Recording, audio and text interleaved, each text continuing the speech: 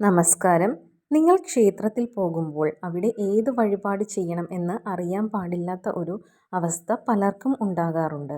അവിടുത്തെ വഴിപാട് കൗണ്ടറിൽ എഴുതി വച്ചിരിക്കുന്ന വഴിപാടുകളിൽ എല്ലാം വായിച്ചു നോക്കിയ ശേഷം ഇതിൽ ഏത് ചെയ്യുമെന്ന് പലർക്കും അറിയാൻ പറ്റാത്ത ഒരു കൺഫ്യൂഷനായിട്ടുള്ള ഒരു അവസ്ഥ വരികയാണ് എന്നുണ്ടെങ്കിൽ, അങ്ങനെയുള്ളവർക്ക് അവിടെ കോമൺ ആയി ചെയ്യാൻ പറ്റുന്ന ചില വഴിപാടുകളുണ്ട്. അത് ഏത് ക്ഷേത്രത്തിലായിക്കോട്ടെ, ഈ പറയുന്ന വഴിപാടുകൾ നിങ്ങൾക്ക് ചെയ്യാവുന്നതാണ്.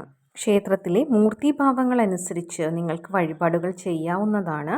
ക്ഷേത്രത്തിൽ മൂർത്തിഭാവം ദേവനാണെങ്കിലും ദേവിയാണെങ്കിലും നിങ്ങൾക്ക് ചെയ്യാൻ പറ്റുന്ന ഒരു വഴിപാട്, അതായത് ഏറ്റവും പ്രധാനപ്പെട്ട ഒരു വഴിപാട് തന്നെയാണ് സഹസ്രനാമാർച്ചന.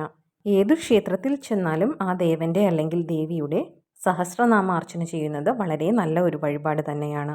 അതുപോലെ തന്നെ സൂക്ത ജപങ്ങൾ നിങ്ങൾക്ക് ചെയ്യാവുന്നതാണ്. അതായത് ഭാഗ്യസൂക്തം, സംവാദ സൂക്തം, ശ്രീ സൂക്തം എന്നിങ്ങനെയൊക്കെയുള്ള സൂക്ത ജപങ്ങളുണ്ട്. ഇതെല്ലാം നിങ്ങൾക്ക് ചെയ്യാവുന്നതാണ്. ഇത്തരത്തിലുള്ള വഴിപാടുകൾ ചെയ്യുന്നതിലൂടെ അവിടുത്തെ ദേവതയ്ക്ക് ചൈതന്യം വർദ്ധിക്കുകയും അതിൻ്റെ ഒരു ഭാഗം നിങ്ങളിലേക്കും എത്തും എന്നതാണ്.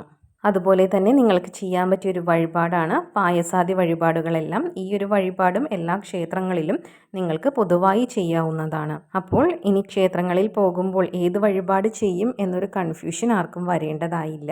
ഇതുപോലെയുള്ള വഴിപാടുകളെല്ലാം ചെയ്യുക.